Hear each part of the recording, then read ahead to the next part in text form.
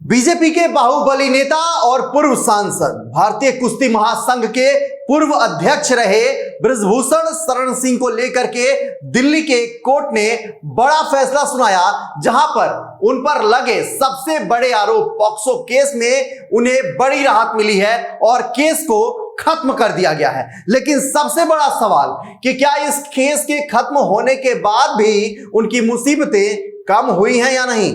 क्या इसके बावजूद उन पर कई और भी आरोप हैं? जानेंगे इस वीडियो में विस्तार से। जिन्होंने हमें सताया है वे सब सताए जाएंगे, जो खोया उसका गम नहीं, जो मिला वो किसी से कम नहीं।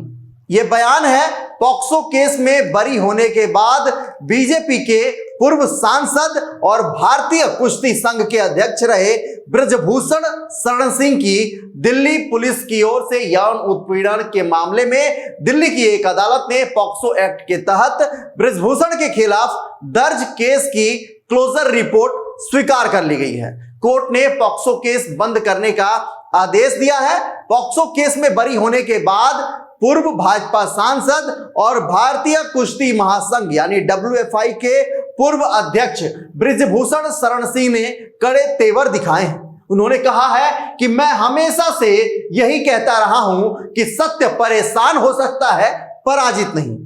साथ ही उन्होंने छेड़छाड़ कानूनों के दुरुपयोग की बात कही है। इस पर सरकार से हस्तक्षेप की भी मांग उठा दी है। बृजभूषण शरण सिंह ने कहा कि महिलाओं की सुरक्षा के लिए बनाए गए कानूनों का दुरुपयोग विरोधियों को दबाने के लिए हथियार के रूप में किया जा रहा है। उन्होंने यह भी कहा कि जो महिलाएं शिकायत लेकर सामने आई थीं, उन्होंने एक सुनियोजित योजना के तहत यह किया था।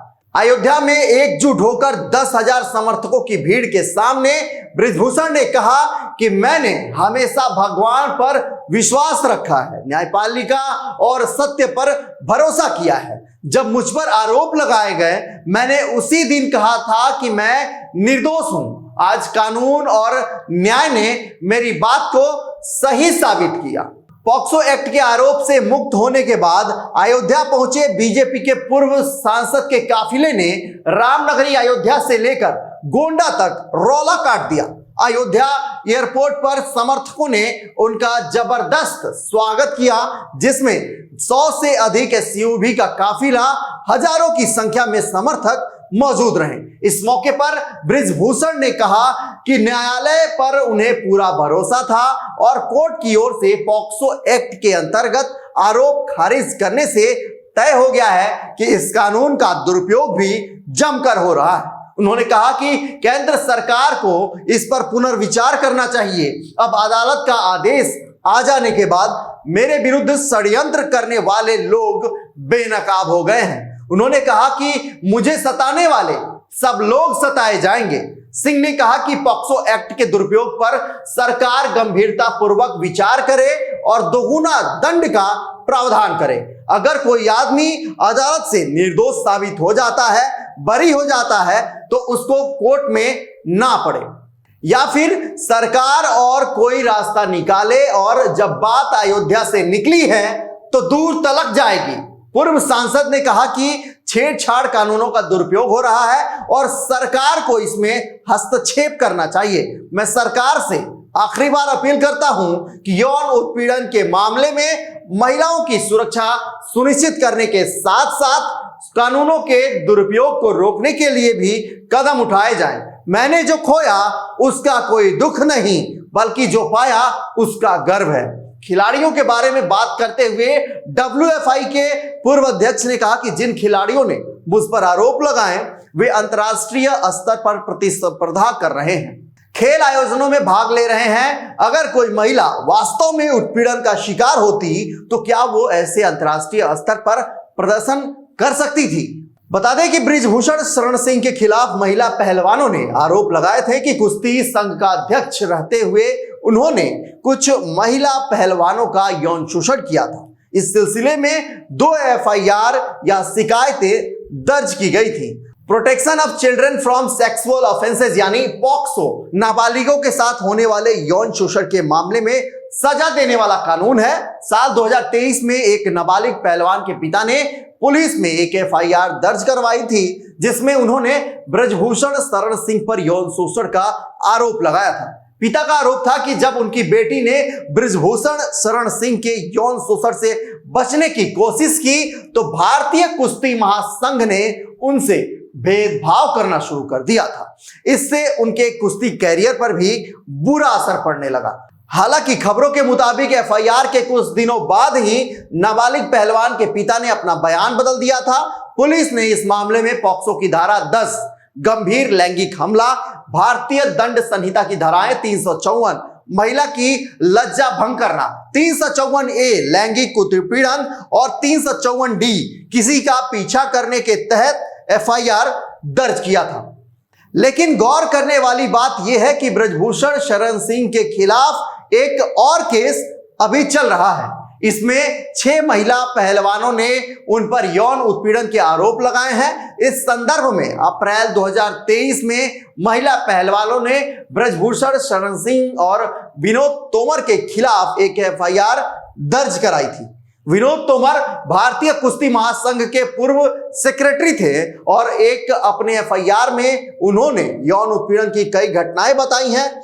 ये घटनाएं भारत और भारत के बाहर 10 सालों के दरमियान घटी हैं। इस मामले में मई 2024 में दोनों के खिलाफ चार्ज फ्रेम किए गए थे, जिसमें भारतीय दंड संहिता की धारा 354, जैसा कि मैंने पहले ही बताया था कि महिला की लज्जा भंग करना, और 354A लैंगिक उत्पीड़न के तहत चार्ज फ्रेम हुए थे। ये चार्ज 6 में से 5 महिला पहलवानों की शिकायत पर हुआ। एक महिला पहलवान की शिकायत पर कोर्ट ने ब्रजभूषण शरण सिंह को डिस्चार्ज कर दिया है। साथ ही विनोद तोमर के खिलाफ क्रिमिनल इंटिमिडेशन की धाराएं भी लगी हैं। हालांकि ब्रजभूषण शरण सिंह ने इस केस में उन पर लगे आरोपों का भी खंडन किया है और उन्होंने कहा है कि वे बेगुनाह हैं। उन्हें इस मामले में अगस्त 2023 में जमानत मिली हुई है। इस मामले में जांच एजेंसी ने उन्हें गिरफ्तार नहीं किया था। साथ ही उनकी जमानत याचिका का कोर्ट में विरोध भी नहीं हुआ था। सिर्फ ये कहा था कि उन्हें जमानत देते हुए कोर्ट के पर्याप्त शर्तें लगानी चाहिए।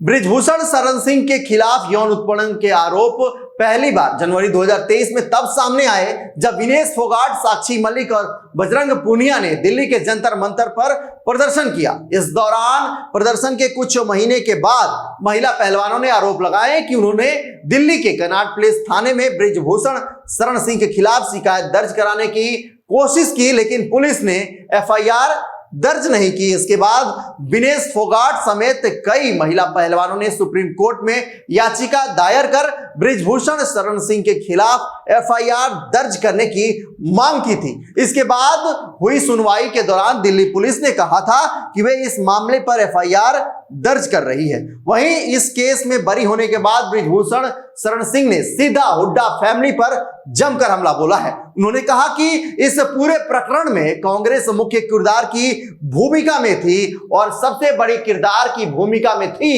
हुड्डा फैमिली।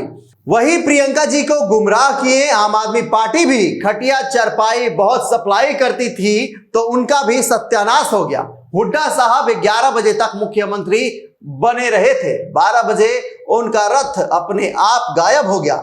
जो लोग भी बिना सोच विचार किए मात्र राजनीति के कारण किसी की जान लेने की कोशिश करेंगे तो भगवान है ऊपर वो सब देखता है। उन्होंने कहा कि जो मेरा विरोध किए हैं, मुझ गरीब को सताए हैं, वो सब सताए जाएंगे भगवान के द्वारा। बता दें कि अयोध्या पहुंचने के बाद ब्रजभूषण शरण सिंह ने हनुमानगढ़ी में पूजन दर्शन किए और इसके बाद साधु संत महंतों का जो है आशीर्वाद लेकर गोंडा के लिए अपने काफिले के साथ रवाना हुए। इस दौरान उन्होंने कहा कि कुश्ती संघ का एक नियम है कि 12 साल ही अध्यक्ष रहेगा और मैं 12 साल तक कुश्ती का अध्यक्ष रहा। जितना सेवा कर सकता था किया। कुश्ती ने मुझे बहुत कुछ दिया, भले बाद में मेरे ऊपर आरोप लगा, लेकिन कुश्ती ने बहुत कुछ दिया।